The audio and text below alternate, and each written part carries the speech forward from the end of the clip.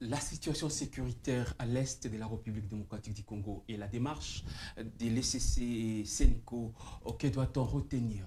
Messieurs et dames, c'est parti pour votre magazine Décryptage. Je suis Thomas Congo, le cerveau penseur à la présentation. Merci, merci, vous êtes très nombreux à nous suivre. Nous vous avons promis la semaine dernière que nous irons à sa recherche. Nous allons essayer de mettre la main sur lui. Et il a accepté volontiers, comme chaque fois lorsque le Congo l'appelle. Toutes les questions liées à la République démocratique du Congo, il ne recule jamais. Il a du temps pour ça. Il a répondu présent à notre invitation. Lui, c'est Monsieur Pati Katanga. Il est un acteur majeur ici, acteur politique bien sûr majeur ici en République démocratique du Congo. C'est avec lui que nous vous tiendrons pendant 60 minutes pour de ces magazines sociopolitiques Décryptage. Monsieur Pati Katanga, bienvenue dans ces magazines. Merci beaucoup de votre invitation d'aujourd'hui dans ce beau cadre. C'est la première fois que je suis invité à votre organe de presse et j'espère que ça ne sera pas la dernière fois. Je salue tous mes compatriotes, particulièrement ceux de l'Est, ceux qui sont au nord et au sud, ils doivent savoir que nous sommes de tout cœur avec eux et nos compatriotes qui souffrent, notamment en Ituri, où les Codeco, où les groupes armés Zaïre sont en train de décimer nos compatriotes sur les seuls prétextes tribalistes, soi-disant les Lendo contre les Hima. Je pense que la République démocratique du Congo mérite mieux. Ce pays, ce beau pays qui nous a été légué par nos ancêtres, par nos aïeux, qui nous a été laissé par nos pères, Patrice Lumumba, je pense ici, Etienne Tshisekedi, Mobutu. Qu'est-ce que nous en faisons aujourd'hui? C'est triste.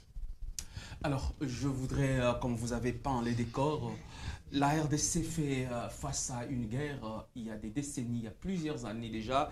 Il y a les enfants qui grandissent, il y en a qui en parlent, mais beaucoup ne maîtrisent pas les rudiments, beaucoup ne maîtrisent pas les fondements ou les origines. De manière ramassée, on vous accorde un peu du temps. Quand est-ce que cette guerre a commencé? D'où elle vient pour qu'on en arrive là où nous sommes aujourd'hui? Monsieur Katanga, vous avez le temps pour ça. L'historique demande une émission spécifique. Okay. Hein? Donc, on va y aller rapidement parce qu'on n'aura pas du temps. L'historique, non seulement nécessite une émission entière, mais aussi une émission étalée sur des jours entiers pour expliquer toute la une série d'émissions, bien sûr. Bon, si on veut dire que les origines sont lointaines, c'est au-delà de Mobutu, c'est depuis 1885. On va parler jusque-là parce qu'on n'a pas du temps. Les origines les plus proches de nous, c'est les génocides des Rwandais. C'est les génocides des Rwandais et les vocables, pour moi, Maïmaï est vraiment bien choisi. Parce que Kagame, qui utilise la diplomatie du mensonge, nous parle des génocides des Tutsis. Il n'y a pas eu génocide des Tutsis. Il y a eu génocide des Rwandais, c'est-à-dire les Tutsis sont morts, les Hutus sont morts et les Twa sont morts. Donc, on peut parler, je suis d'accord, du génocide rwandais. Mais que l'on dise génocide Tutsi pour un seul peuple, ça c'est tricher avec l'histoire. Donc, les génocides rwandais, en réalité, ceux qui ont monté ces génocides, évidemment Kagame et son équipe APR à l'époque, Armée patriotique rwandaise, l'objectif des Américains, l'objectif des Occidentaux, en fait, ce n'était pas le problème de faire un génocide au Rwanda. C'est la haine qui a créé les génocides. L'objectif, c'était à partir du Rwanda de viser le Zaïre. Nous appelons encore les Zaïre à l'époque de Mobutu. Et vous allez remarquer que pendant cette guerre, on a décidé de fermer la frontière pour le Rwanda. On a décidé de fermer la frontière de l'Ouest avec l'Ouganda. On a décidé de fermer les frontières de l'Est avec le Burundi et la Tanzanie. On a laissé seules les frontières du Sud, là où étaient les Zaïre. Et donc, pendant la guerre, dans le plan de bataille de la paix, tous les réfugiés sont dirigés vers les Zaïre. Vous ne pouvez pas aller au Burundi parce que frontière fermée. Vous ne pouvez pas aller en Tanzanie parce que frontière fermée. Vous ne pouvez pas aller vers l'Ouganda parce que frontière fermée. La seule frontière qui restait ouverte, c'était les Zaïre. Et donc, on nous exportait déjà. Dès ce moment-là, on nous exportait la guerre. Parce que l'objectif, c'était le Zaïre. On nous a exporté la guerre. Bon, Mobutu a fait ce qu'il pouvait. Il a fermé les frontières. La communauté internationale a fait pression. Et la communauté internationale nous a menti. La communauté internationale nous a dit, et conformément aux règles du droit international, que ces réfugiés-là, la communauté internationale va s'occuper de les éloigner de la frontière. À l'époque, on parle encore de FDLR. Ce n'est pas FDLR, ces réfugiés-là. Ces réfugiés-là, c'est des Interahamwe, donc la milice Hutu. Et puis, il y a le phare, Force armée rwandaise, l'armée de Habyarimana. Et puis des innocents fuyant la guerre. On a dirigé vers la frontière du Zaïre et Mobutu a fermé la frontière avec Léon Kengouadol qui est encore vivant, qui a témoigné. Et la communauté internationale a fait pression. Mobutu avait fermé la frontière. On a fait pression pour qu'on ouvre la frontière. Et la communauté internationale a donné des garanties au régime de Mobutu.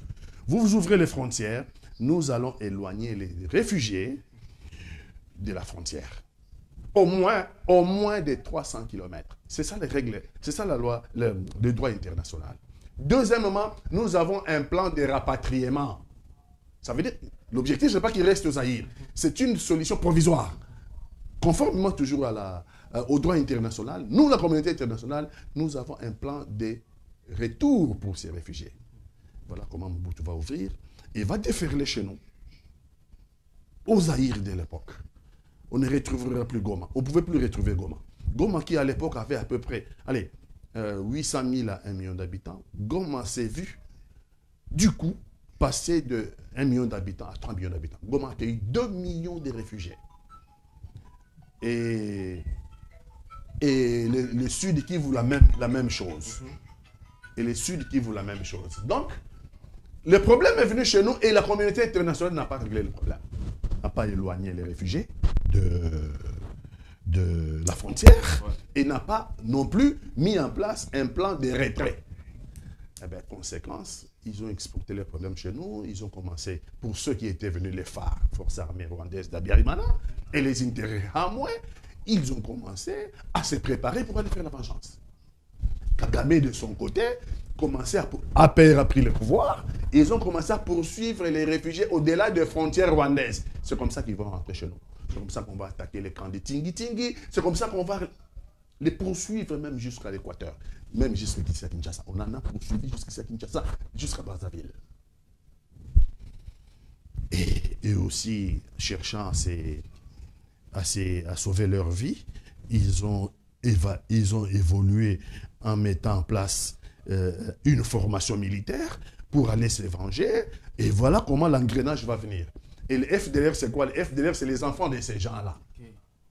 Ils ont eu...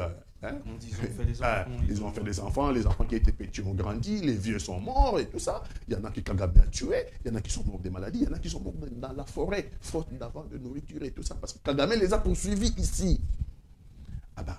Ils ont mis en place une formation pour former leurs enfants, pour résister. Et ils vont devenir FDLR, Front de libération du Rwanda. Et Kagame va trouver ses prétextes pour dire, c'est ça le fond de l'argument, qui est un argument fallacieux. Il poursuit les FDLR. Ça fait 30 ans, 31 ans, qu'il poursuit les FDLR en République sur démocratique. les sols congolais. Alors que Kagame, pendant 5 ans, a occupé la partie Est. Rappelez-vous, avant Sansedi, notre pays était morcelé. RCD Goma avait occupé la partie Est. Et même Jean-Pierre Bemba avait occupé la partie Nord.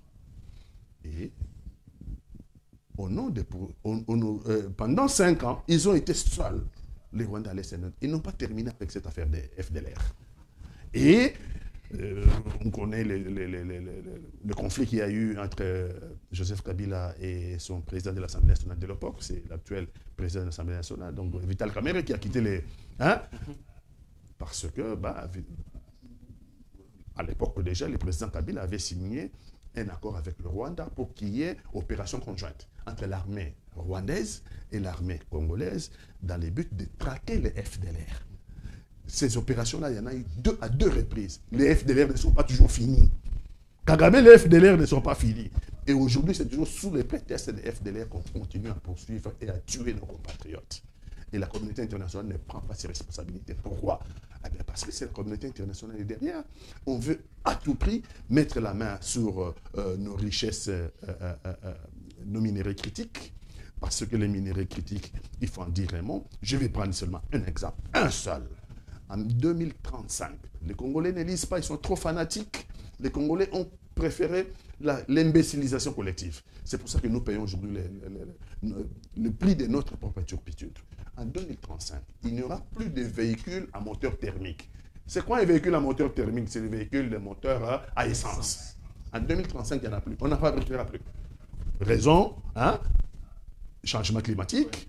Il dégage du CO2, des CO2 qui détruit la couche d'ozone, et tout ça, donc les changements climatiques. Donc on a décidé au niveau international, le COP 1, COP 2, aujourd'hui on est en COP 27, je crois 29. On a décidé qu'en 2035, il n'y aura plus de voitures à moteur thermique. Il faudra que toutes les voitures qui seront fabriquées soient des voitures à moteur électrique. Maintenant, le problème de voitures à moteur électrique, c'est qu'on ne sait pas emmagasiner l'énergie. Il faut des batteries fortes qui puissent emmagasiner l'énergie. Voilà, pour avoir une autonomie. Ces genres de batteries, il faut avoir des minéraux tels que le coltan, il faut avoir des minéraux tels que le cobalt, il faut avoir des minéraux tels que le cuivre. Et c'est le Congo en possède en grande quantité. Alors, je prends un exemple et je vais arrêter là pour ne pas monopoliser. On arrive en 2035. J'essaie de me projeter. Il y a 1 million de véhicules par jour fabriqués dans le monde. 1 million de véhicules fabriqués dans le monde. Si la batterie qu'on va mettre dans chacun des véhicules nous revient à $100 par batterie. Donc, le Congo aura 1 million fois $100 parce que lui, il a... Absolument. Et donc, le Congo aura à peu près quoi? Ça fait combien? 100 millions de dollars par jour. Rien que dans ce domaine-là, c'est 100 millions de dollars par jour. Notre batterie, s'il doit coûter $100, ça c'est vraiment le minimum.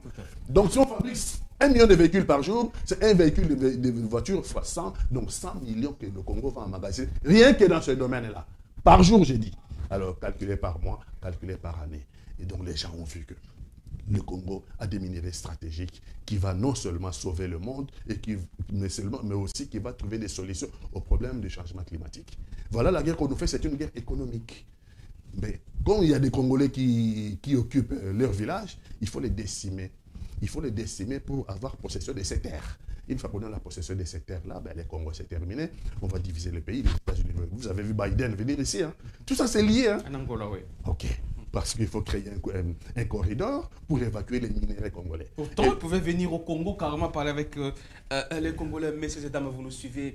Voilà, nous vous avons appris, nous vous avons déjà averti que nous allons tous apprendre, vous et moi. Moi, j'ai la chance de les connaître et de les côtoyer. Il n'est pas de ma génération. Nous apprenons tous de lui. Vous avez compris un peu, avec des mots un peu ramassés ça et là, l'historique un peu de la guerre qu'on nous impose dans notre partie Est. Alors, nous allons prendre les parties les plus récentes.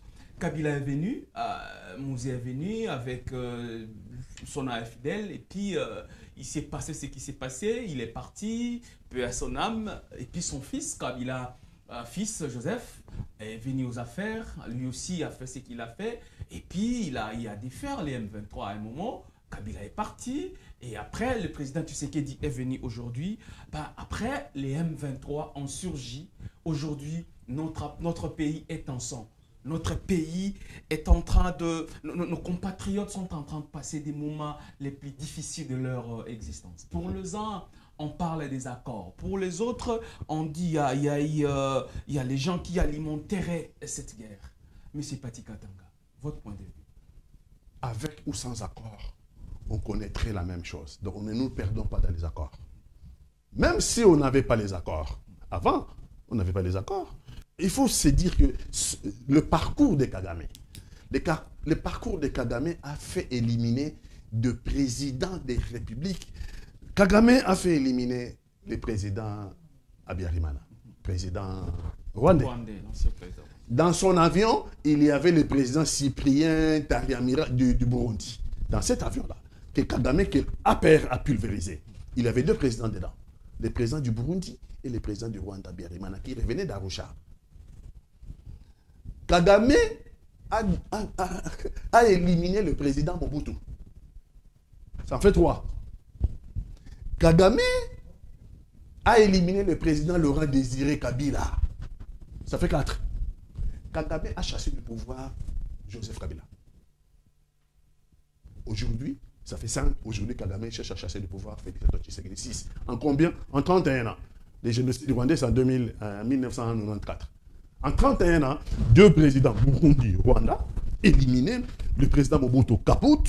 Le président Laurent Désiré Kabila capote. Le président Kabila dehors du pouvoir. Le président Félix est aujourd'hui très menacé. Donc le problème, c'est nous. Comment on n'a pas pu construire un outil de défense à la taille de menace? Ce sont des menaces contre le Congo. Donc, nous sommes responsables. Le problème, c'est tous ces présidents-là, je pense qu'ils ont reconnu leur faiblesse, mais le problème que nous avons aujourd'hui, le plus récurrent, c'est avec le président Félix Antoine Tshisekedi, qui ne reconnaît pas ses propres faiblesses. Parce que on ne peut pas en arriver là. Goma tombé, plus de 5 000, 6 000 même, parce qu'on n'a pas compté les camps de réfugiés. Il y avait des déplacés dans les camps de réfugiés. On n'en voit plus aujourd'hui. Est-ce qu'ils sont rentrés dans leur village? Est-ce qu'on les a assassinés? On n'a pas encore ouvert tous les chantiers. Donc, le Congo, non seulement a perdu une bataille importante, c'est Goma, mais le Congo a perdu aussi, il y a eu une semaine à peu près, Bukavu sans combattre. Donc, ce qui nous prouve à suffisance que le président Félix Tshisekedi n'a rien. Mais attendez, quand il parle, vous pensez qu'il a la riposte. Il a la riposte à la hauteur des enjeux. Mais moi, je suis étonné. Mais je ne suis pas si étonné parce que moi, je suis avisé. J'ai compris la progression de M23. La progression depuis Bunagana. Dans l'art de la guerre, la première chose quand vous rentrez dans l'armée, on vous apprend à vous défendre et on vous apprend à attaquer. Et il y a un adage en français qui dit la meilleure défense, c'est l'attaque. C'est facile même dans la vie, moi qui aime le football. Une équipe qui n'attaque pas, est-ce qu'il a la chance de marquer un but? Absolument non. Non. Va subir jusqu'à... Ok, exactement. J'ai vu Bunagana. J'ai vu la progression de M23 depuis Bunagana. Moi, j'avais déjà compris rien. En 2 ans, Bunagana est à la frontière de l'Ouganda. Bunagana n'est pas la frontière du Rwanda. Bunagana est à la frontière de l'Ouganda.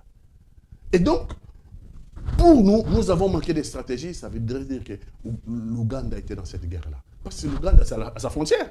C'est lui qui permet que les armes viennent du Rwanda, passent par l'Ouganda et rentrent à Bunagana. C'est lui, l'Ouganda, qui permet que les hommes des troupes de l'armée rwandaise passent par l'Ouganda. Mais nous, le président de la République n'a jamais cité l'Ouganda. Mais pourtant, M. Katanga, lorsque le président Tshisekedi prend le pouvoir tout récemment, il était clair, il a dit il veut parler avec ses homologues, il veut parler avec tous nos pays frontaliers, pourvu qu'on se parle, qu'on se mette ensemble, voir ce qu'on peut faire pour développer notre région. Nous parlons de l'Afrique centrale.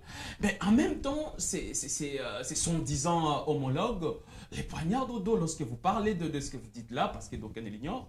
Mais on va récupérer Bunagana passant par un autre voisin. Est-ce que nous pouvons dire qu'aujourd'hui, la question de la diplomatie sur le plan africain, j'allais dire, n'apporte absolument rien? Il faut penser à autre chose, M. Pati Katanga. Les dangers est antérieur, je l'ai peint ici vite fait, les dangers est antérieur au régime de Félix Antoine Tshisekedi.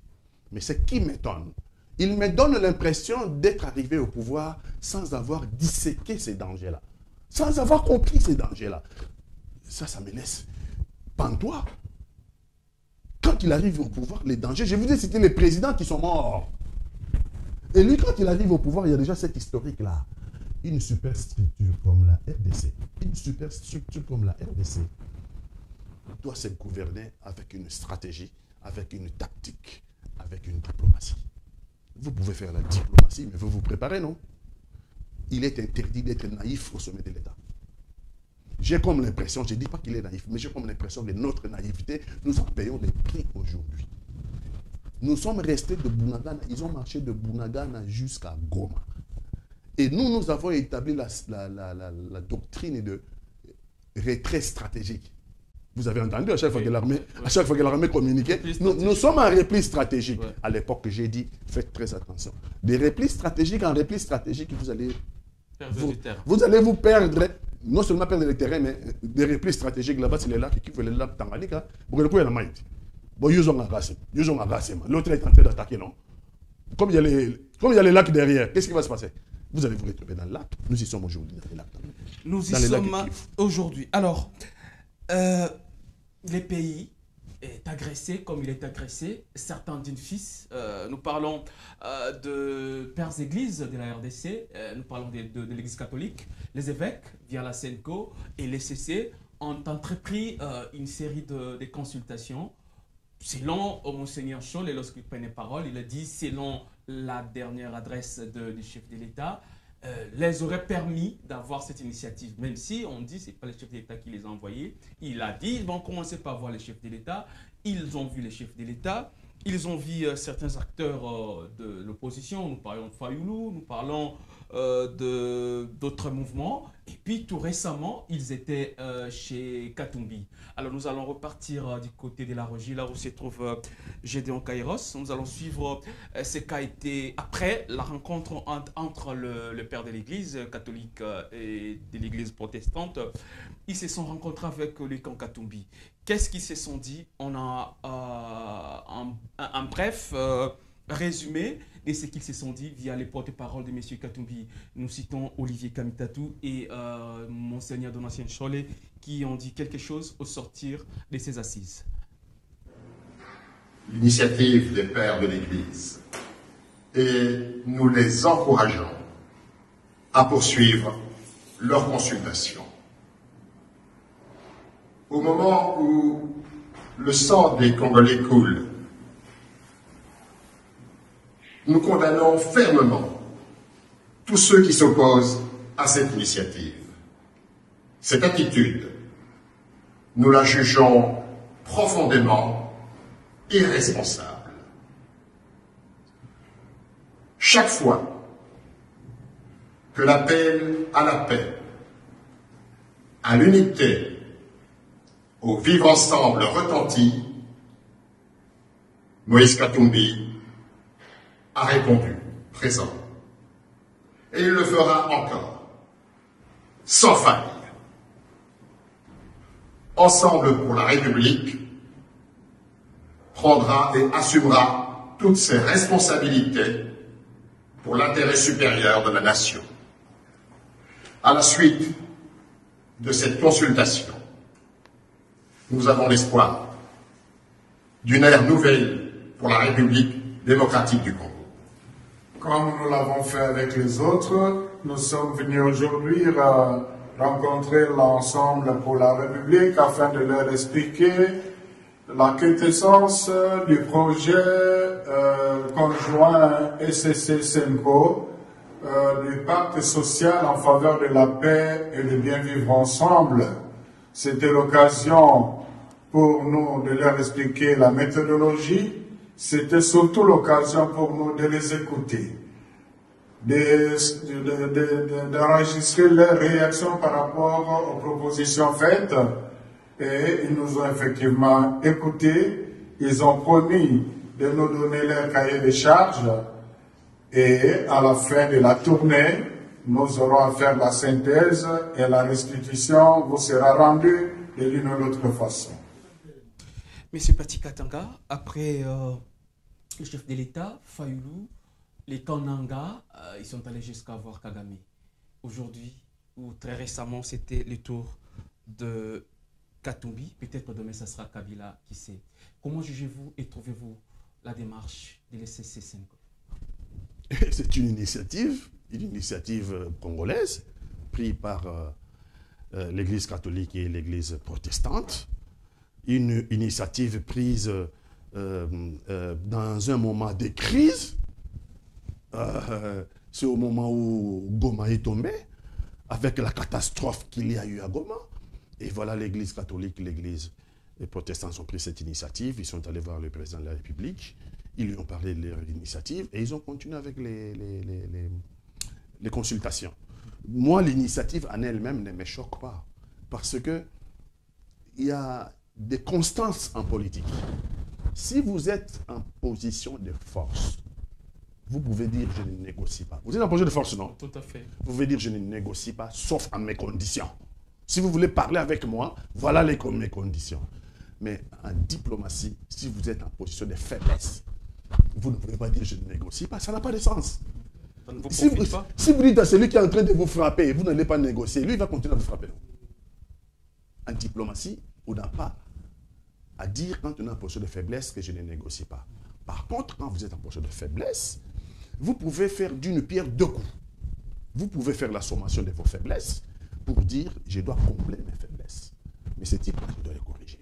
Pour l'instant, je fais la paix avec lui. Mais l'objectif, je me prépare.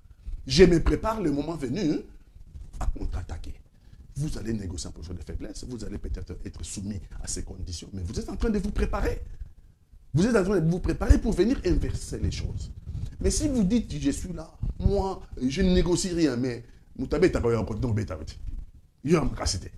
donc, c'est pour dire que la situation que nous sommes en train de vivre aujourd'hui, c'est nous, les responsables en partie. Parce que nous ne sommes pas préparés vis-à-vis du danger. Ce que je dis ne plaira pas à tout le monde, mais je ne suis pas là pour faire du fanatisme. Je ne suis pas là pour rentrer dans l'imbécilisation collective. Un pays faible, il subit la loi du plus fort. Depuis que le monde est monde, en 1918, parce que pour faire la politique, il faut connaître aussi l'histoire. Absolument, tout à fait. En 1918, l'Allemagne a perdu la guerre. Ceux qui avaient gagné la guerre sont allés au traité de Versailles et ont puni l'Allemagne. Pour nous, ce qui nous intéresse les Congolais, c'est ce que l'Allemagne a subi. On a retiré à l'Allemagne toutes ses colonies en Afrique.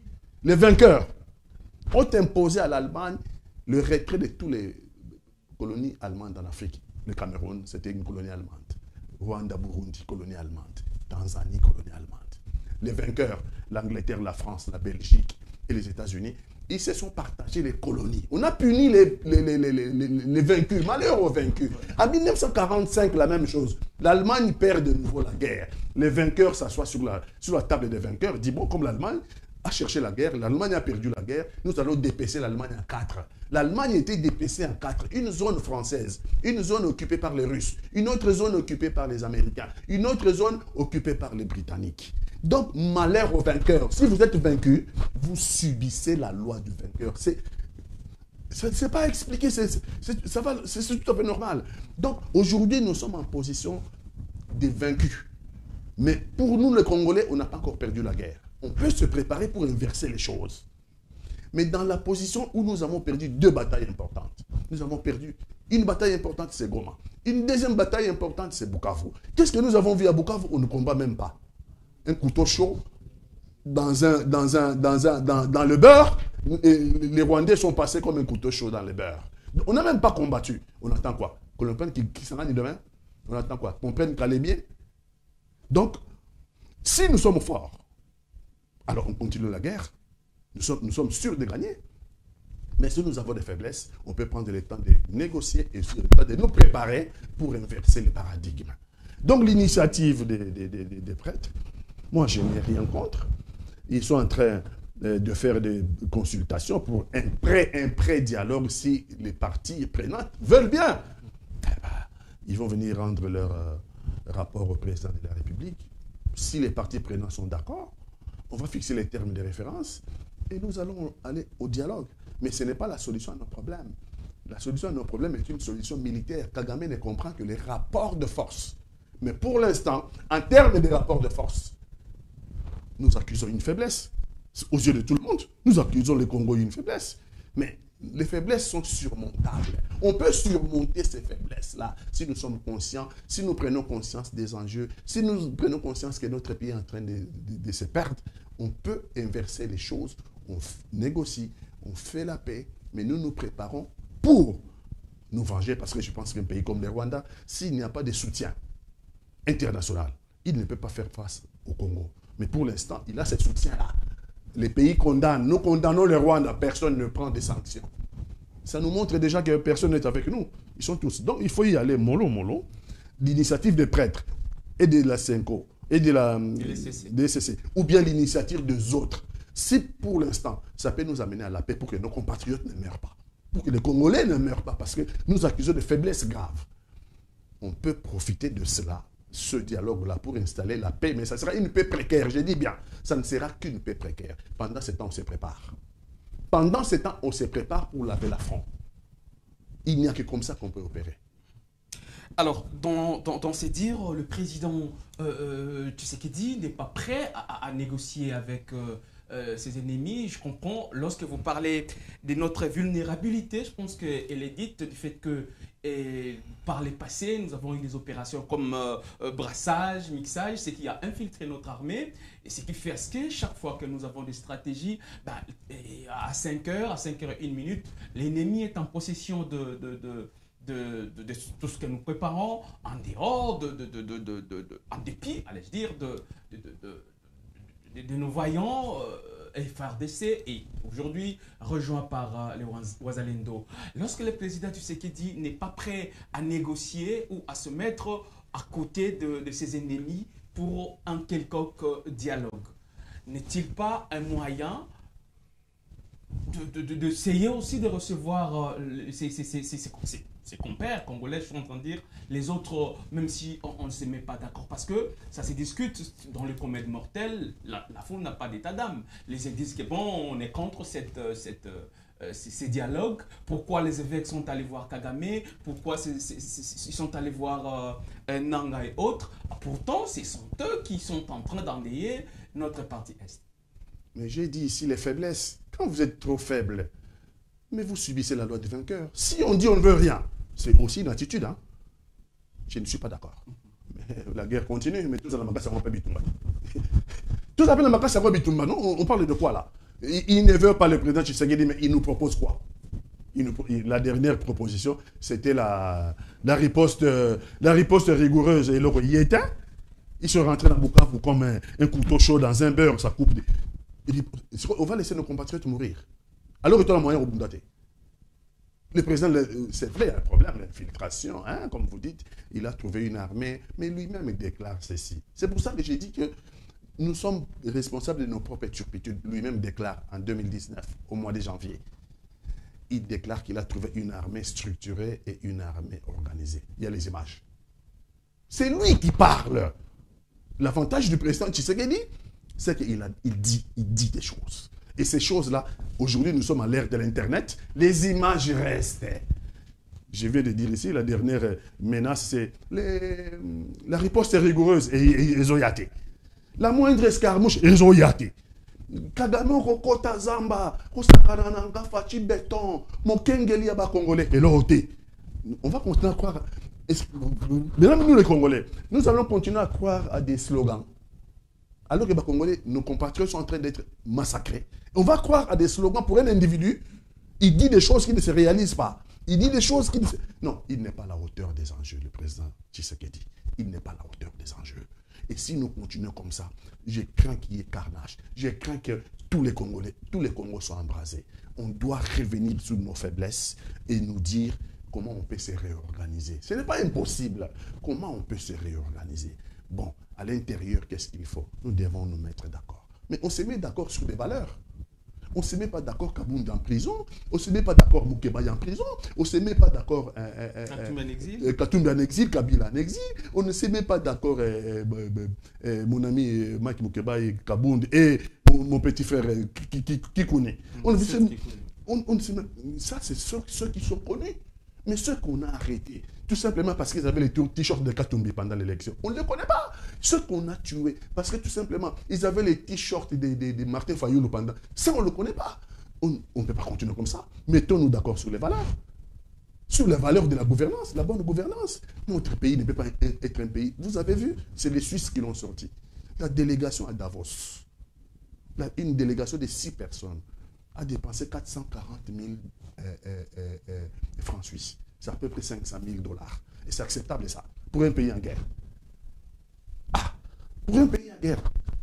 4 jours, 6 personnes ont dépensé 440 000 francs suisses, équivalent à peu près à 500 000 $. C'est choquant pour moi. Vous avez vu les enfants qui n'ont rien là-bas dans les camps de déplacés. Vous avez vu les images des enfants. Bakaboli potopoto sili. Je ne peux pas accepter que quelqu'un se conduise comme ça avec l'argent de l'État. Mais je vous ajoute, je vous relance, M. Pati Katanga. Le chef de l'État a donné les go lors de son discours, son adresse à la nation. Il a dit, il ordonne la réduction du train de vie des institutions. Est-ce un slogan ou une réalité? Un slogan. Parce que la réduction des trains de vie de l'État, c'est déjà... Quand Sanga, mon ami, était encore à l'Assemblée nationale, il avait présenté une loi pour la réduction des trains de vie. Non, Encore le train de vie de l'État. Tout ça, c'est démotivant pour nos militaires. Il faut voir comment nos militaires, moi je les ai vus, moi je les vois. Ne parlons même pas de ceux qui sont au front. Allez ici, là, à Kinshasa, un jour, entrez dans les camps Tchatch. Nous, quand on était gamins, camp Tchatch, c'était les camps de troupes d'élite. On dit aujourd'hui, il y a mieux que ce que Kabila a donné à l'époque. Allez voir vous-même. Peut-être quand on dit comme ça, allez voir vous-même. Rentrez. Nous ne sommes pas loin des camps Kokolo. Même à pied ici, on peut arriver. Rentrez dans les camps. Regardez par vous-même. Nous, les Congolais, le problème, c'est on aime entendre et donc on croit. Non, moi, je suis cartésien. Quand vous me dites quelque chose, je viens vérifier. Donc, allez voir vous-même. Nous sommes près du camp Kokolo. Ça, c'est Kinshasa. Rentrez voir ce qui se passe au camp Kokolo, au camp Tchad. Non, nos militaires, nous en avons des bons. Ça, je suis en train de dire que nous avons de bons et même de très bons. Nonobstant ces problèmes d'infiltration, nous avons des militaires de bons et de très bons. Nous avons des services de sécurité, de bons agents. Nous avons de bons policiers. Ce qui manque à notre pays, c'est un plan de contingence permettant de mettre nos services de sécurité dans des conditions acceptables. Ils ont vu que nous sommes allés appeler, le président de la République est allé appeler les mercenaires. Les mercenaires étaient payés $8 000. Personne n'a des preuves, même si... Non, mais ils étaient venus gratuits. D'après vous, ils étaient venus gratuits. Ah, c'est ça le problème des Congolais. Ils étaient venus gratuits. Non. Peut-être le montant, moi je ne sais pas. Ouais. Mais en tout cas, ils étaient gracieusement payés. Mais ils n'ont rien fait, ils n'ont rien foutu. Mais les militaires... Ils sont rentrés bonnement chez eux. Nous, les militaires, nous en avons tous dans nos familles, non? Les policiers, nous en avons tous, non? Les agents de sécurité, nous sommes Congolais. Ce n'est pas des étrangers, c'est des gens qu'on connaît, l'enfant d'un ami, les petits frères d'un ami, les policiers. On les connaît. Et on connaît combien ils touchent. On connaît leur misère. Ah, vous voulez pas faire la misère à Panamino? Quand ils regardent à Kinshasa, un député touche $31 000. Les problèmes, on en a parlé, on en a dit, personne n'a trouvé la solution. Et eux, là-bas au front, quand ils vous regardent ici, hein, les trains de vie de l'État, c'est $31 000 pour les députés et les sénateurs. Et c'est le président de la République qui est tout le temps dans le voyage. Ces voyages-là ont apporté quoi au Congo? Donc, il faut que tous on il faut que nous faisions un pas en arrière. Et puis, nous puissions nous mettre debout, dire, on va où? Notre pays s'est détruit. Et le pays-là s'est détruit à cause de notre propre cupidité. Donc, il faut changer de paradigme. Pas des slogans. Parce que pour faire la réduction, même je vais terminer là, pour faire la réduction du train de vie, il faut rentrer au Parlement, il faut une loi. Ce n'est pas on a Moussala, ça ne se passe pas comme ça. Aux fonctionnaires, j'ai entendu. Il y a des fonctionnaires qui commencent à se plaindre. Il va a 10 000 francs de salaire. Bon, en vertu de quoi va 10 000 francs? Effort de guerre. C'est décourageant, non? On n'aura pas la cohésion à ce moment-là. Parce qu'il y a des grands petits qui peuvent être contre le Rwanda, mais qui ont des difficultés. La réduction des trains de vie des institutions, c'est les institutions. Il faut rentrer avec la loi au Parlement, la loi sur les correctifs budgétaires, corriger, donc réorienter notre budget, en fait qu'on puisse dégager de moyens pour notre armée, nos services de sécurité, notre police. Mais ce n'est pas comme ça, le train de vie. Et puis, au niveau comme la corruption a gangréné notre pays, au niveau des entreprises d'État, et comme il y a 10 000, j'en ai vu. Quand il y a 10 000, il y a effort de guerre. Non, quand il y a 10 000 efforts de guerre, oui, parce que la corruption aussi, il faut y compter. Ce qui nous amène là, j'ai épinglé ici les erreurs du président de la République, mais aussi nous sommes tous comptables. Parce que la corruption nous a minés. La corruption nous a détruits. On doit se poser la question, la corruption nous amène où? Où nous amène la corruption? Le Rwanda n'a pas plus de moyens que le Congo. Le Rwanda n'a pas plus de moyens. Comment le Rwanda peut-il recruter nos militaires? Quel est l'argent qu'a le Rwanda? Bien sûr, il a les soutiens de la communauté internationale. Mais le Congo est capable de payer $1 000 au plus petit de ses militaires. Parce qu'ils sont à $1 000, mais ici, il est au front. Il a $300 pour se nourrir. Il a $700 pour envoyer à la famille. C'est comme ça qu'on a le patriotisme. On meurt pour quelque chose. On meurt pour une raison. Moi, je vis, on le voit.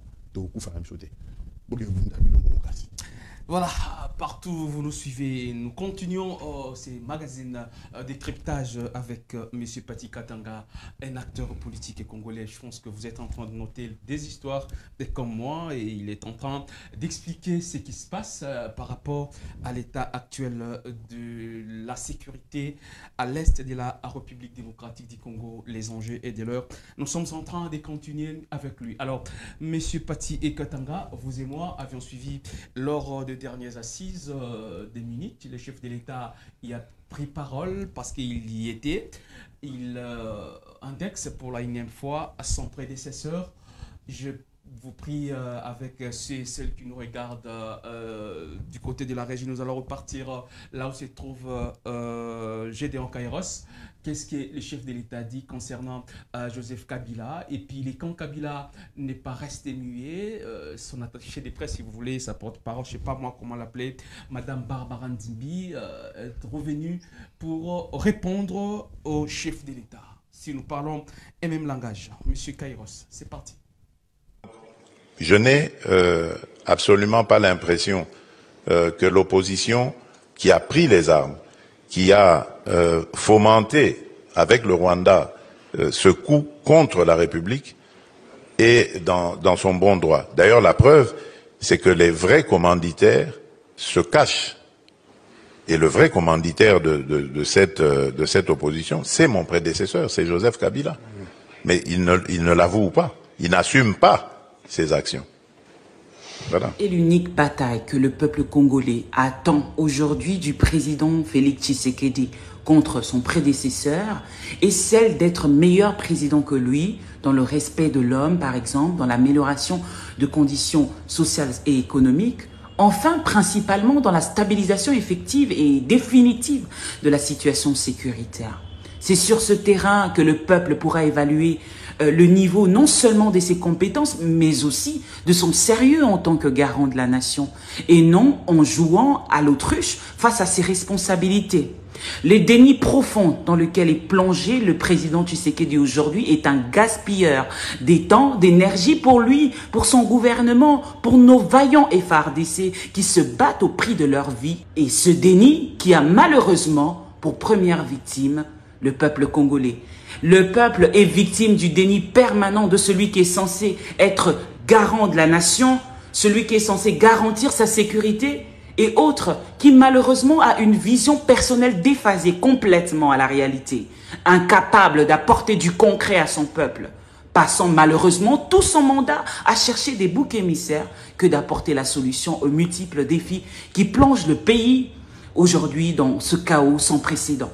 On se pose la question, existe-t-il encore un garant de la nation aujourd'hui? Et si la seule raison de cette accusation, encore une fois, de M. Tshisekedi envers M. Kabila, est principalement celle du refus du FCC de participer aux élections chaotiques de 2023, c'est saugrenu du fait qu'en 2011, l'UDPS a boycotté le processus électoral alors que le pays enregistrait également quelques poches d'insécurité et jamais Joseph Kabila n'a pointé du doigt ses opposants. Par contre, il a assumé ses responsabilités des chefs. Monsieur Pati Katanga, monsieur le chef de l'État n'a pas encore une fois de plus eu sa langue dans sa poche. Mon prédécesseur, Kabila, encore pointé du doigt. Et quand Kabila a réagi, vous avez la parole pour vos analyses. Je n'ai jamais été kabiliste, tout le monde me connaît, et je ne le deviendrai jamais. Mais quand même, ma formation m'a permis d'avoir une certaine logique de raisonnement. Le président de la République a déjà accusé Kabila d'être le fondateur de l'AFC. Je pense que c'était l'année passée à Bruxelles. Aujourd'hui, nous avons perdu Goma. Il dit ça au moment où nous perdons Bukavu, parce qu'il était en Allemagne le jour où Bukavu est tombé. Quand Goma est tombé, il nous a parlé de la cohésion nationale. Tous les Congolais doivent se mettre ensemble. Vous voulez que les Congolais se mettent ensemble en s'accusant les uns les autres. Si vous cherchez la cohésion entre vos enfants, vous devez avoir un certain langage. Parce que l'accusation qu'il porte sur Kabila, le président de la République, depuis l'année passée, moi, je lui ai posé la question, je lui ai dit de nous amener des preuves. Moi, je ne veux pas des accusations sans preuves. Moi, je n'ai pas de preuve de ce qu'il lui avance. Mais il continue à accuser Kabila sans nous apporter les éléments de preuve. Ça, c'est d'un. Des deux. On a fait un procès ici contre Nanga, non? Oui. Il y a eu un procès ici contre Nanga. Nanga et ses acolytes. Ouais, on a condamné à mort. Hein? On a vu le procès. À aucun moment on a cité Kabila dans ces procès. Parce que le président de la République prétend que c'est lui le créateur de l'AFC. Mais il y a eu le procès de l'AFC ici. On a condamné Nanga. À aucun moment on a cité dans ce procès-là. On n'a pas convoqué Kabila. Il n'a même pas été cité. Il n'a même pas été inquiété. Ça, c'est de deux. De trois. On a, il y a quelques jours, confisqué le bien de Nanga. Et mise en vente publique. Qu'eux ont condamné à mort. On a confisqué ces biens et je ne sais pas si c'est vendu. Enfin, c'était pour les mettre en vente publique. Kabila a des biens ici, non? Sur Kingakati, là. Kingakati, et puis bon. GLM, et puis bon, vers le Bas-Congo. Sa femme a des biens ici, non? Mais je n'ai pas vu, ne fût-ce qu'un mandat de recherche. Je n'ai pas vu, même ne fût-ce qu'une invitation par la justice pour qu'il se justifie sur ces biens-là. On nous dit quoi là? Quelqu'un qui a créé l'FC, donc la rébellion, quelqu'un qui a tué les Congolais, quelqu'un qui continue à tuer les Congolais, qui est allé comploter avec un pays étranger, une puissance étrangère pour tuer les Congolais. Et on laisse ces biens-là. Et on fait un procès contre les gens que lui a créés. AFC a créé Nanga, non? Mais c'est lui qui a créé tout le monde, c'est Kabila, d'après le président de la République. Lui, on fait un procès, lui, il n'est même pas invité. Non. Je pense que le président de la République fait fausse route. Les Congolais auraient mieux attendu les propos du président de la République dans ses propres responsabilités. Dans les responsabilités du président de la République, dans ce qui se passe dans notre pays actuellement, dans notamment la débâcle qu'on a eue à Goma. Il faut dire un mot. D'abord, je vous ai dit ici, sa tradition, la tradition qu'il a instaurée depuis Bunagana, des replis stratégiques en replis stratégiques. Des replis stratégiques en replis stratégiques des FARDC. Les troupes rwandaises ont avancé jusqu'à Goma. À Goma, il y a 18 quartiers. Et notre armée était déployée, et les Ouazalendo, dans les 18 quartiers, notamment à l'aéroport. Le soir de la bataille, le commandement a eu l'ordre de faire un repli stratégique sur les sites de Kivu. Vous avez des preuves, M. Patikata? Mais oui, mais je vous donne des choses qui se sont passées les jours de bataille. Le commandement a détalé les généraux Bakima sans donner l'information à nos troupes qui étaient déployées sur le terrain. Donc, conséquence, nos troupes se sont battues vaillamment, les Ouazalais nous vaillamment battus, sans un commandement, sans une base arrière. Voilà pourquoi il y a eu ce carnage-là. Nous, maintenant, qu'est-ce qu'on attendrait Et puis, vous cherchez des preuves, mais vous n'avez pas vu les mercenaires aller au Rwanda, à Gisenyi. Vous n'avez pas vu, les images ne sont pas là. Les mercenaires sont passés par Gisenyi, avec armes et munitions, achetés avec l'argent congolais. Tout est passé au Rwanda par le mercenaire. Et donc, ce qu'on peut attendre du président de la République, c'est de dégager les responsabilités, non? Tel général a fait quoi dans cette affaire? Tel général, comment il s'est conduit? Tel autre général dans le commandement? Les armes, est-ce que... On a des informations. Ce qu'on pouvait attendre du président de la République, c'est d'expliquer les devoirs de redevabilité. Parce que le président de la République, c'est le travailleur du Congolais. Il agit en notre nom. Et lorsque le Congo est en danger, le pays que nous lui avons confié pendant un moment pour gérer est en danger, il doit revenir chez nous les mandants. C'est nous les mandants. Lui n'est que mandataire. Il doit revenir chez nous les mandants pour qu'il nous explique qu'est-ce qui s'est passé dans la débâcle de Goma. On n'a pas entendu le président de la République sur les responsabilités de la débâcle de Goma. Tout ce qu'on entend, c'est Kabila qui est responsable de cela. Donc Kabila, si je comprends bien, si déjà il est accusé, c'est lui égal à AFC. Donc Kabila ne viendra pas au dialogue. S'il doit avoir un dialogue entre Congolais, s'il doit avoir une cohésion congolaise, si on recherche une cohésion congolaise, on a déjà exclu Kabila. Un dialogue, lorsque vous commencez à exclure les autres, donc vous avez déjà planté les prémices de l'échec de ce dialogue-là. Donc, moi, je n'ai pas de preuves. J'ai entendu la réponse de Mme Barbara Nzimbi. De Mme Barbara Nzimbi, qui est une des porte-parole du président Kabila. Je pense que la riposte est à la hauteur de la provocation. Je pense que cette riposte-là est vraiment à la hauteur de la provocation de M. le Président de la République. Voilà, nous continuons, nous sommes en train de prendre le dernier virage avec M. Epati Katanga. Alors, nous ne pouvons pas continuer à parler de ce qui se passe à l'est de la RDC sans parler ou sans pointer du doigt ou essayer un peu de dégager la responsabilité et de la communauté internationale qui, d'une façon ou d'une autre, est en train de lui aussi d'intervenir. Est-ce qu'on peut dire aujourd'hui nous pouvons compter sur l'aide de cette communauté internationale? Parce que, d'une fois, vous entendez, on va réclamer les sanctions les sanctions contre le Rwanda. Nous avons vu notre ministre, allais-je dire, des Affaires étrangères, dans les salons où on parle République démocratique du Congo, elle réclame, elle exige les sanctions contre le Rwanda. Les chefs de l'État, pareil. Est-ce qu'on peut s'attendre un bon matin que la communauté internationale dont on parle sanctionne le Rwanda comme nous on le souhaite? On a vu la guerre en Ukraine, on a vu la guerre au Moyen-Orient et partout. Mais la façon dont ces gens interviennent, c'est différemment ce qu'on voit au Congo. Est-ce qu'on peut continuer à leur faire confiance ou bon, on peut voir ailleurs? Parce que cette communauté internationale dont on parle, elle est diverse. D'un côté, il y a la Russie, il y a la Chine et autres. Et de l'autre côté, il y a ces ennemis, je suis persuadé à les dire ainsi, M. Epati Katanga. On ne peut pas compter sur la communauté internationale. Ça fait 30 ans. Et en 30 ans, les statistiques les plus pessimistes parlent de 15 millions de nos compatriotes tués à l'est de notre pays. Les statistiques les plus pessimistes parlent de plus de 10 millions. Les Congolais sont morts. Pendant 30 ans, la communauté internationale a laissé faire. Ça, c'est d'un. De deux, les Rwandais n'ont pas d'industrie aéronautique. Les Rwandais n'ont pas une industrie électronique.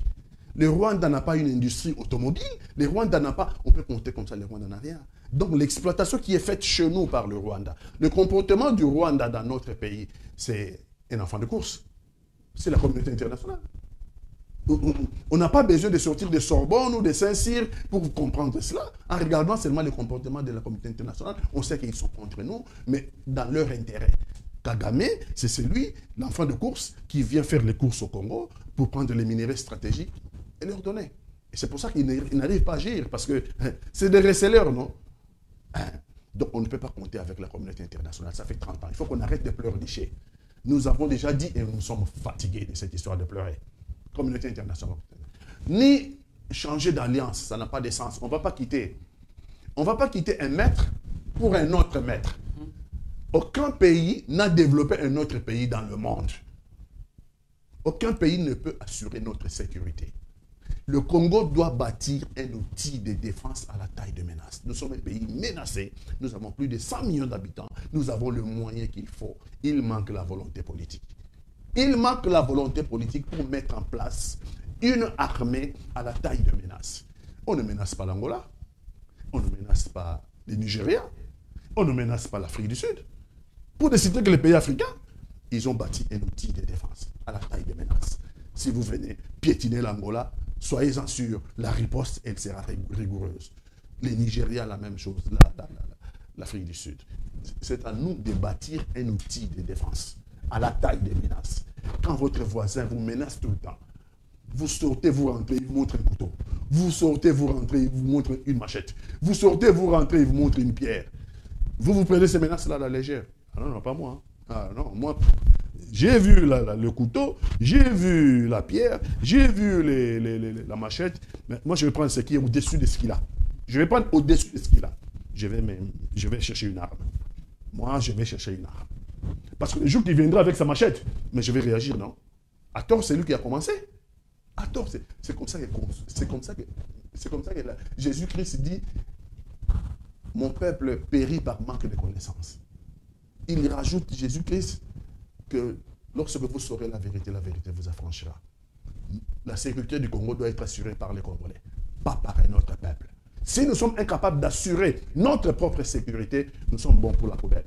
Pardon, monsieur le journaliste. Nous sommes bons pour l'élimination. dont la République démocratique du Congo va disparaître. Est-ce qu'on peut, M. Katanga, on peut aujourd'hui s'inspirer du Burkina Faso, du Mali, du Niger et j'en passe. J'ai dit sur le plan de la sécurité, prenant en compte mettant derrière eux tous ces impérialistes-là qui n'ont rien de bon, mais qui ne viennent qu'avec des discours, pourtant, souterrainement, ils sont en train de vous bouffer. Bon, moi, ce n'est pas un exemple qui m'inspire. Parce que moi, la velléité de prendre le pouvoir par les armes... Non, je dis, moi, je suis démocrate. Le fait de mettre à côté ces Occidents, entre guillemets. Oui, mettre à côté... Compter sur eux-mêmes. Oui, il faut savoir compter sur soi-même, oui, ça je suis d'accord. C'est des côtés dangereux. Oui, il faut savoir compter sur soi-même et savoir se défendre soi-même. Je viens de le dire ici. C'est parce que au Burkina, on dit plus question de l'exploitation de l'or, tout se fait sur place et puis si vous voulez, venez ici négocier. Ça, ils ont raison. Hein, pour autant qu'ils atteignent l'objectif. Hein. Parce que si ça traîne au bout d'un moment, bon, on connaît en Afrique comment ça se passe. Les débuts, c'est toujours meilleur. C'est à la suite qu'il y a les désillusions qui arrivent. Observons au bout de 10 ans ce que ça peut donner. Moi, pour ces pays-là, j'ai donné l'échelle des 10 ans. Regardons dans 10 ans qu'est-ce qui va se passer. Est-ce que le Mali, est-ce que le Burkina Faso, est-ce que le Niger vont atteindre la voie du développement? Est-ce qu'ils vont rassurer leur population à l'intérieur et assurer leurs frontières? Ce n'est qu'au bout de 10 ans. Il faut du temps. Parce qu'on a vu en Afrique, les dictateurs, comment ils se sont comportés. Vous pouvez arriver à un moment où vous trouvez que quelqu'un qui a dit non aux Blancs, ben, il devient voleur de l'argent public. Hein.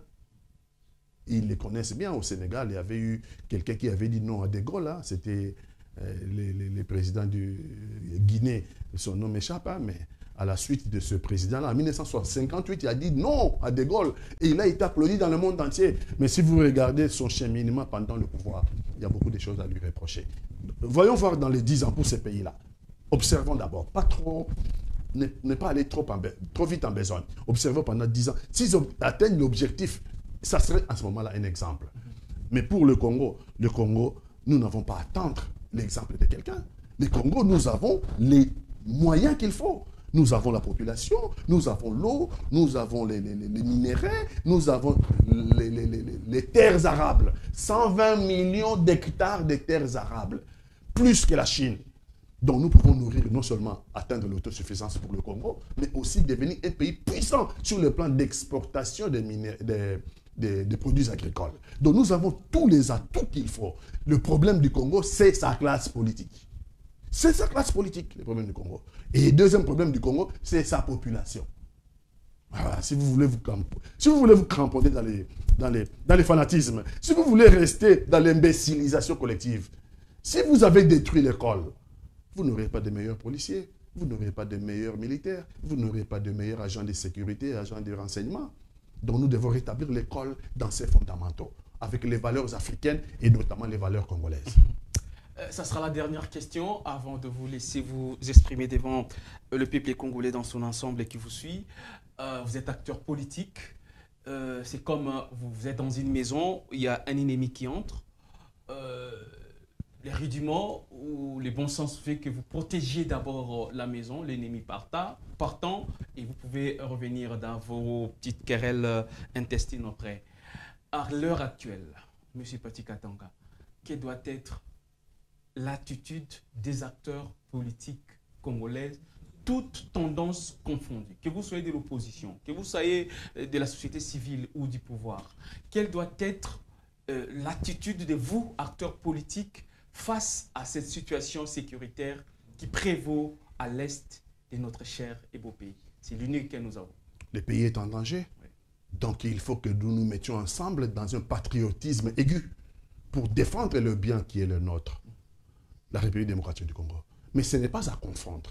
Défendre la patrie et la République démocratique du Congo, ce n'est pas défendre le pouvoir de Félix-Antoine Tshisekedi.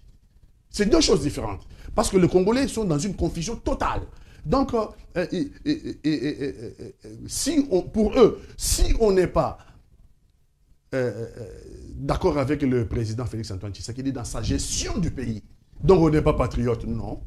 Non. J'ai dit ici, Le président Félix Antoine Tshisekedi est un Congolais comme nous autres. Mais seulement lui, les Congolais lui ont donné un mandat pour agir en notre nom. C'est un mandat pour agir en notre nom. Donc lui a plus de devoirs que nous. Donc lui qui est notre mandataire doit revenir de temps en temps chez les mandants que nous sommes, nous le peuple, pour nous dire comment il dirige le pays. Pourquoi la débâcle de Goma? Qu'est-ce qu'il faut faire maintenant? Lui a le devoir de redevabilité au peuple congolais. Lui, il ne peut pas être là et nous, les mandants, que nous soyons derrière pour crier béton, béton, béton, béton, béton, béton. Non! Béton doit revenir vers le peuple, son mandant, pour expliquer au mandant qu'est-ce qui se passe, comment il conduit le pays. S'il ne le fait pas, je ne peux pas être derrière lui.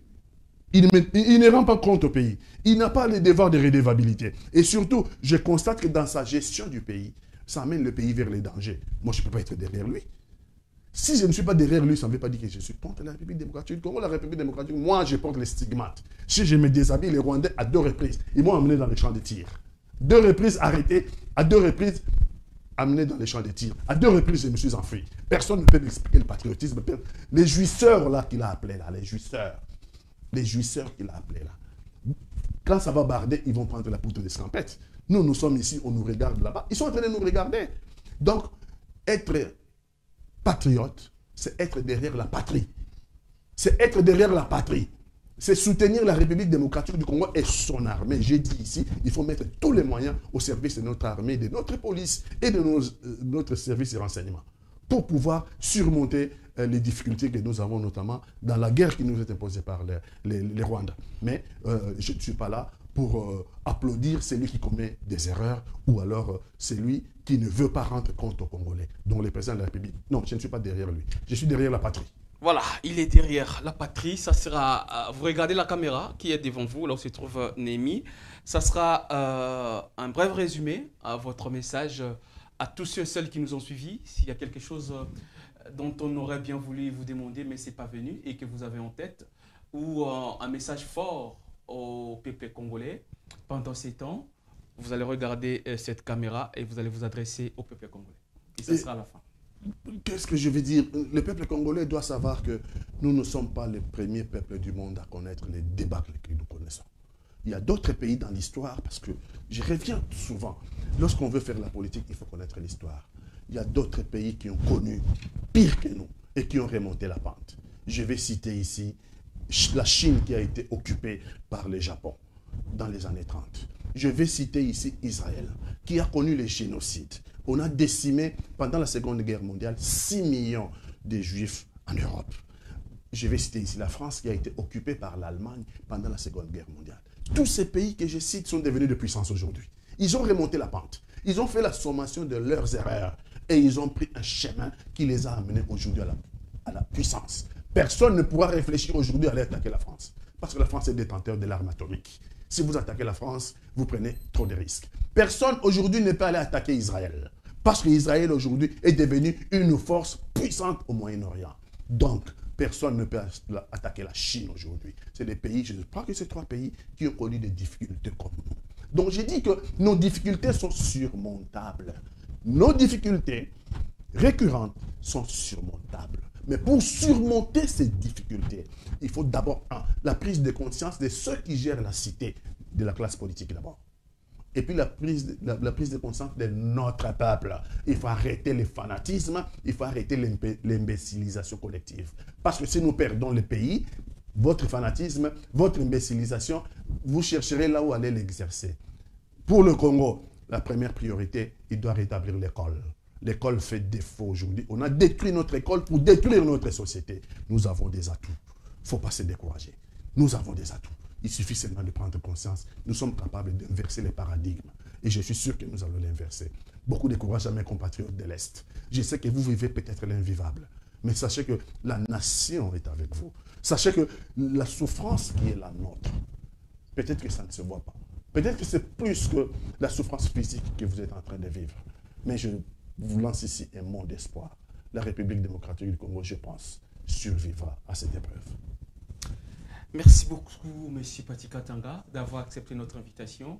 Et nous garantissons à nos très chers téléspectateurs, que ce n'est pas une dernière fois, c'est une première certes. Nous allons toujours faire appel à vous. Selon votre emploi du temps, si ça vous permet, nous reviendrons encore sur ce plateau pour parler Congo. Merci beaucoup. D'accord. Alors, c'est la fin de cette émission. Si vous avez aimé, dites un grand merci à celui qui était derrière, devant sa machine. Hein. Il était à la réalisation, lui c'est Gédéon Kairos. Il est noir, mais très beau. Il est très poli et très doué dans ce qu'il fait. Derrière les deux caméras, plusieurs caméras d'ailleurs. Je vois Christian, notre intendant général. Il est géant, il est... toujours prêt à rendre service également. Je vois Némi, lui, il a plusieurs casquettes. Il est à la fois réalisateur, caméraman et notre designer. Nous n'oublions pas un homme qui rend tout ceci possible. Lui, c'est notre directeur général, Monsieur Akasia Akatumba. Il n'est pas grand seulement de l'extérieur, mais également de l'intérieur. Je salue tous les confrères et toutes les consoeurs de cette grande chaîne GPS Télévision, une chaîne qui agrandit votre vision. Ces magazines passent chaque mercredi, je disais, à partir de 21h juste. Et puis, la rediffusion, c'est le lendemain, jeudi à 11h. Merci beaucoup. Restez branchés au programme de GPS Télévision, une chaîne qui agrandit votre vision. Messieurs et dames, au revoir. C'est bon? Merci. Bon, envoyez-moi les liens. Hein. Oui, oui.